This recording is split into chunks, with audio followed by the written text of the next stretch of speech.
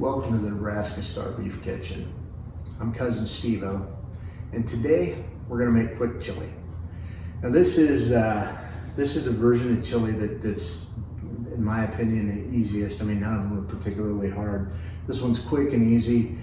Typically, from the time you start making it to the time your first bowl's ready, it's gonna be half an hour, probably a little bit less, depending on where you run the temperature.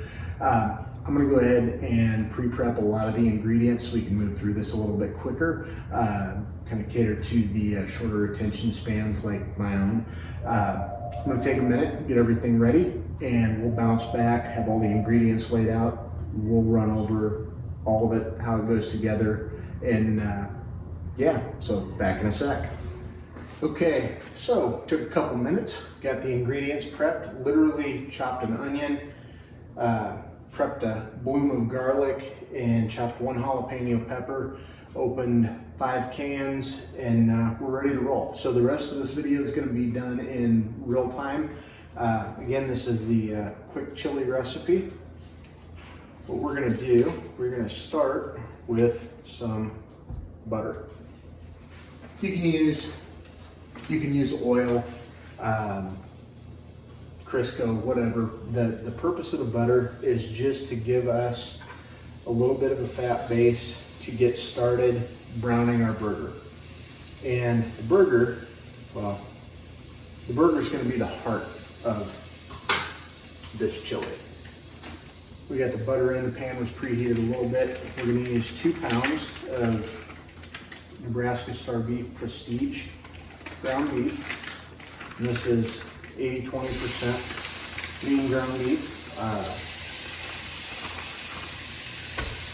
Great product.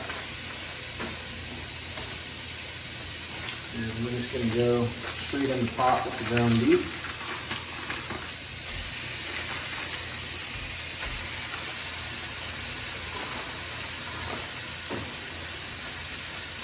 And we'll break that up a little bit.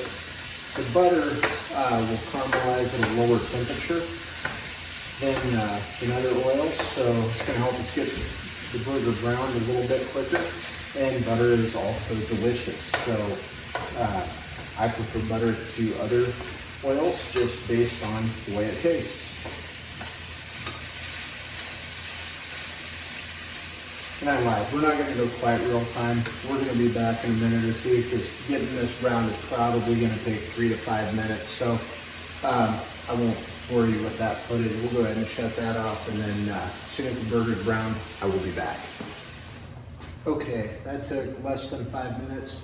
We got the burger pretty well browned down. We're not going to drain the juice off of the burger. We're going to use the juice from the beans, the tomatoes, and peppers, onions, all of that juice. We want to keep that in the chili. That's going to give us kind of the stewed base, so we don't have to add any other broth or water or whatever.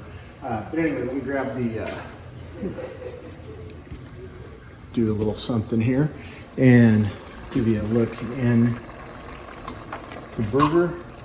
You see we're browned almost all the way through, and this is going to continue to cook as we are as we're making this batch of chili. So once we get to this point, it's time to go ahead and move on to the next step. So put this back in the tripod. And all right, so next step, we're gonna go with the seasonings. We got 2 tablespoons of chili powder, 1, 2, and we're just getting in a ballpark. If it's a little bit more, it's a little bit more. I mean, this cooking's art. And I like cumin, so we'll do a couple tablespoons cumin. And just for fun, we'll do a tablespoon of paprika. There you go. Okay, give that a quick stir. That's going to start to smell like chili. That Cumin is such a signature chili smell. It's just awesome. And from there, I'm going to go ahead with our vegetables. And we've got onions. That's one large onion, a nice pungent one, really adds a lot of flavor. We got one jalapeno sliced, and this is one bloom or one head of garlic. Got that. Put this in there. And we're gonna let this start breaking down a little bit. The ground beef, the heat from the ground beef is gonna help to get those vegetables softened up real quick. I mean, it just takes a couple minutes. We'll kind of let them do their thing here.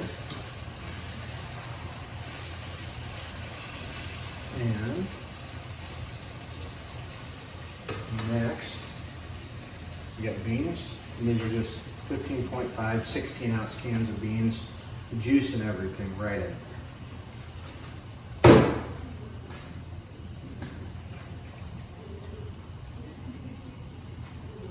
Beans, tomatoes, 14.5 ounce cans, 2 of them. Tomatoes, and my favorite, green chilies. Those, again, not gonna have a lot of heat, just a nice little flavor. Now we're just gonna kind of work this together gently. We don't wanna beat the beans or tomatoes up unnecessarily. Now what I'm gonna do is take a little taste, and then we're gonna salt it to taste. And at that point, we'll wait for it to heat back up, simmer it for a few minutes, let the onions and peppers kind of get to a place where they're nice and translucent, and this is ready to eat. I mean, it's literally that quick.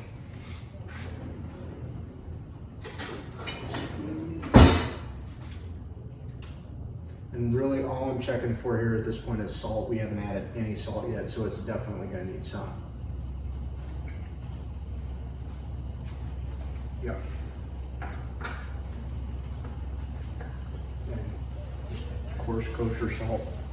Nothing crazy. I'll do about a teaspoon, teaspoon and a half.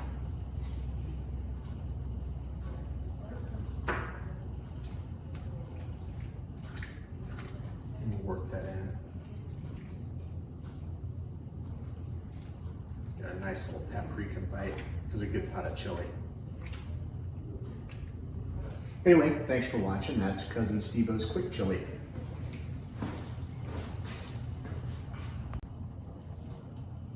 And just in case, I'm sure there's some folks out there in YouTube land wanted to see a close-up what we got going on in the pot.